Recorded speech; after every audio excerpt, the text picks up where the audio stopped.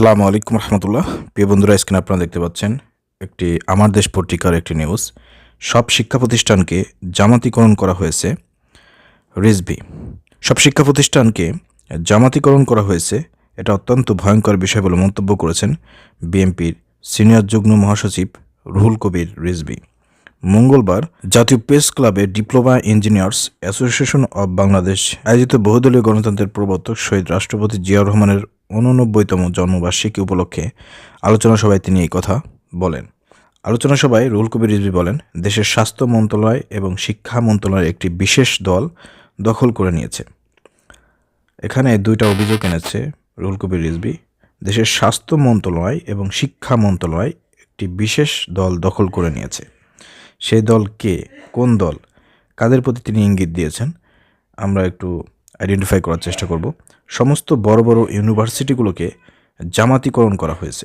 তার মানে এখানে জামাত ইসলামকে নিয়েই তার যত রকমের অভিযোগ, যত চুলকানি, এটা আমরা বুঝতেই পারতেছি যে বাংলাদেশের যত বড় ইউনিভার্সিটি আছে, যত বড় বড় সব ইউনিভার্সিটিকে জামাতিকরণ করা হয়েছে, যা পত্রিকায় নিউজ হয়েছে। এটা অত্যন্ত ভয়ঙ্কর বিষয়। বড় বড় বিশ্ববিদ্যালয়ের দায়িত্বে জামাতি চেতনার লোকজন বসানো হয়েছে। আমাদের সমর্থিত লোকজন যেমনিভাবে আওয়ামী লীগের আমলে বঞ্চিত হয়েছে, তেমনিভাবে এখনও বঞ্চিত হচ্ছে। মূলত ধরেন এই যে বঞ্চিত কেন হচ্ছে বিএনপির লোকজন, আমি একটা ফর্মুলা দিচ্ছি। সেটা হচ্ছে আসলে বিএনপি যারা করে, ছাত্রদল যারা করে, এরা বেশিরভাগ দেখা যাচ্ছে আদু ভাই, পড়ালেখা ঠিক মতন করে না, পাশ করে না, সার্টিফিকেট নাই, যার কারণে শিক্ষা দীক্ষায়, মান মর্যাদায় সব কিছুর দিক দিয়ে তারা পিছিয়ে আছে। যার কারণে এই অন্তর্বর্তীকালীন সরকার এই সময় ভালো ভালো জায়গা পরীক্ষার মাধ্যমে নিয়োগ পেয়েছে, জায়গা দখল করেছে মেধাবীরা। তো মেধাবীরা যেহেতু বিএনপি এবং ছাত্রদলের মধ্যে নাই, এদের দেখা যায় বেশিরভাগই বিএনপির যত লোকজন রয়েছে এবং ছাত্রদলের যারা রয়েছে বেশিরভাগই দেখা যাচ্ছে অশিক্ষিত মূর্খ এই ধরনের লোকজন, এবং চাঁদাবাজি, দুর্নীতি এবং বিভিন্ন রকমের কাজকর্ম নিয়ে ব্যস্ত থাকে শ্রমিক পর্যায়ের। ঠিক আছে, কিন্তু এই সব জায়গা, শিক্ষা প্রতিষ্ঠানের ভালো ভালো জায়গায় এখানে বসতে হলে, এখানে দখল করতে হলে পারে, ওনাদের ভাষায় দখল যেটাকে বলা হয়, এখানে কিন্তু মেধাবী দরকার আছে। তো মেধাবী না থাকার কারণে আপনারা দেখেছেন ছাত্রদলের কিন্তু আপনার বয়স্ক দুইজন লোককে দিয়ে এখন ছাত্রদল পরিচালনা করতেছে। তো ছাত্রদলের মধ্যে সেরকম কোনো উন্নত মানের কোনো ছাত্র না থাকার কারণে এখনও কিন্তু বয়স্ক লোকদেরকে দিয়ে ছাত্রদল পরিচালনা করা হচ্ছে। তো এই ধরনের লোকজন আপনার তো সাংগঠনিক কাঠামো, সংগঠন পরিচালনার জন্য যেসব লোক দরকার, সংগঠন পরিচালনা করার জন্যই তারা লোক খুঁজে পাচ্ছে না, ছাত্র খুঁজে পাচ্ছে না। তাহলে কিভাবে আপনার এইসব শিক্ষা প্রতিষ্ঠানের মতন একটা গুরুত্বপূর্ণ জায়গায় আপনার বিএনপির লোকজন খুঁজে পাওয়া যাবে, আপনি আমাকে বলেন। এই জন্য মূলত তারা কোথাও কোনো জায়গা পাচ্ছে না, কোনো চাকরি পাচ্ছে না, কোনো পদেও তারা যাইতে পারতেছে না। এই জন্য রুহুল কবির রিজভী এটা বলতেছে যে আমরা বঞ্চিত। আসলে মূলত তারা বঞ্চিত না, মূলত হচ্ছে তাদের সেই দক্ষতা, যোগ্যতা না থাকার কারণে তারা সেই সব জায়গায় বসতে পারতেছে না, যাইতে পারতেছে না, তারা পরীক্ষায় পাশও করতে পারতেছে না। এই জন্য তাদের কাছে মনে হচ্ছে যে তাদেরকে বঞ্চিত করা হচ্ছে। মূলত যারা মেধাবী রয়েছে তাদেরকেই যার যার যোগ্যতা অনুযায়ী সেসব যোগ্য আসনে বসানো হচ্ছে। রুহুল কবির রিজভী আরও বলেন, মাধ্যমিক ও উচ্চ শিক্ষা অধিদপ্তর বলেছে রাষ্ট্র এবং সরকারের বিরুদ্ধে কিছু বলা যাবে না। এগুলো তো হাসিনার কথার প্রতিধ্বনি। হাসিনা সরকার এবং রাষ্ট্রকে এক করে দিয়েছে। এই সরকার তো গণতান্ত্রিক আন্দোলনের ফসল, আর গণতন্ত্র মানেই হচ্ছে আলোচনা সমালোচনা। তো তীব্র সমালোচনা হবে এবং সরকার সব শ্রবণ করবে। তিনি আরও বলেন, জনপ্রশাসনের সচিবের নামে কোটি টাকার দুর্নীতির ঘটনা এসেছে, তারপরেও সে কী করে সেখানে বহাল থাকে।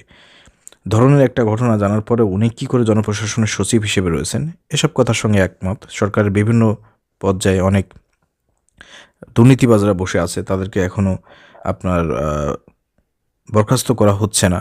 তাদেরকে কেন বরখাস্ত করা হচ্ছে না, এসব বিষয়ে সবারই অভিযোগ রয়েছে, শুধু বিএনপির না। বিএনপির এই সিনিয়র যুগ্ম মহাসচিব বলেন, একটি রাজনৈতিক দল নানাভাবে মনে করেছে জুলাই আগস্টের বিজয় শুধু তাদের, এই অন্তর্বর্তীকালীন সরকার তাদের সরকার। না, এটা ভুল কথা। এই যে যদি কোনো একটা দল যদি এরকম মনে করে যে আপনার এই জুলাই আগস্টের এই বিজয়টা শুধু তাদের, সেটা মনে করার মধ্যে একটি দলই বাংলাদেশে আছে, সেটা হচ্ছে বিএনপি। বিএনপিটা নিজেরাই মনে করে যে এই আন্দোলন, এই বিজয় হচ্ছে শুধু তাদের। কারণ তারা যেভাবে বলে বেড়ায় যে আমরা, আমাদের এত লোক শহীদ হয়েছে, আমরা এটা করছি সেটা করছি, এরকম কিন্তু অন্য কোনো দল বলে না। অন্য দল, জামাত এবং অন্যান্য যারা আছে সবাই এক কথাই বলে যে হ্যাঁ, এটা সম্মিলিত সবার প্রচেষ্টার মাধ্যমে এটা সফল হয়েছে। জামাত তো বলেছে এটার সাথে আমাদের কোনো ক্যাডিটই নাই, এটা সম্পূর্ণ ছাত্রদের ক্যাডিট। তো সেখানে বিএনপি তো ছাত্রদেরকে সেভাবে, সমন্বয়কদেরকে সেভাবে গুরুত্বই দিচ্ছে না, তারা নিজেদের দাবি করতেছে। অতএব এটা এটা আপনার মুখে মানায় না, রিজভী সাহেবের মুখে এই কথাটা মানায় না। আমাদের মনে হয় কোনো করণীয় ছিল না, কোনো অবদান নেই।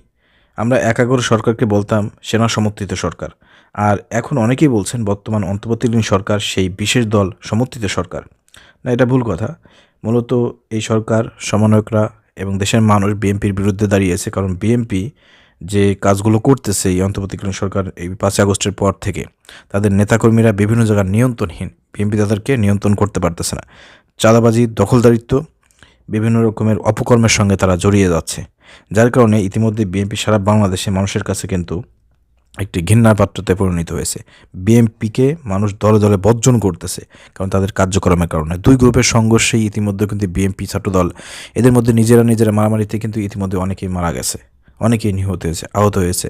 তো এই ধরনের ঘটনা ঘটতেছে। তো এইগুলো দেখার পরে তো আপনার বিভিন্ন জায়গা জমি দখল, বা আপনার বিভিন্ন বালু, নদীর পাড়ে নদী দখল, বালু দখল, বিভিন্ন জায়গা জমি, বিভিন্ন জায়গা বিভিন্ন রকমের আপনার নিউজগুলো কিন্তু উঠে আসতেছে। এগুলো কিন্তু মানুষ দেখতেছে, মানুষ যাচাই বাছাই করতেছে, মানুষ এগুলো দেখে কিন্তু সিদ্ধান্ত গ্রহণ করতেছে।